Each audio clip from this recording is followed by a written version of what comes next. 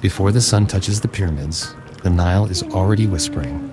In the village of Wasit, a farmer stirs. He wakes not by alarm, but by light.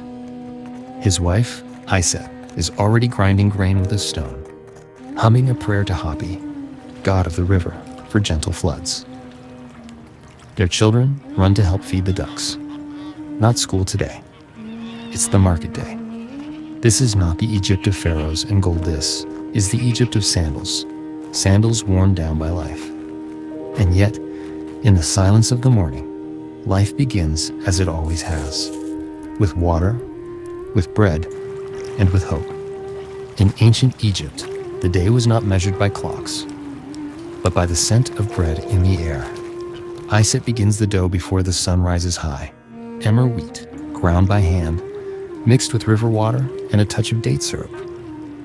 The bread bakes in clay ovens, round, smoky, sometimes stuffed with lentils or herbs. And for a lucky few, honey. The bees kept in tall jars, tended by priests. Sweetness was a gift from the gods. Salt from the deserts, cumin from the markets, coriander from the temple gardens. They didn't write recipes. They passed them down, hand to hand, mother to daughter. Food was not just survival. It was rhythm. It was love. It was the taste of the Nile. Not all children in ancient Egypt were born into temples or palaces. Most spent their days chasing shadows and scribbling dreams into sand. The lucky ones, whose families worked at the temple, could learn to write. Their school was little more than a reed mat, and a teacher with a stern voice. Discipline is the beginning of wisdom, they said. But most children learn by doing. Fetching water, grinding grain, feeding goats. Childhood was not a pause before life, it was life. And when the work was done, there were games, jumping, wrestling, hide and seek. In every Egyptian village, even the smallest, temple was more than a place of worship. It was the heartbeat of the day. Before the market opened, before bread was baked, the priests were already awake. They lit incense and whispered hymns older than memory.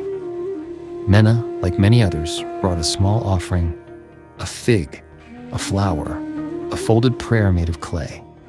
Inside the temple, the scribe worked by flickering oil lamp, recording harvests, births, and the rhythm of the moon. On festival days, the statues were carried through the streets. Gold shimmered.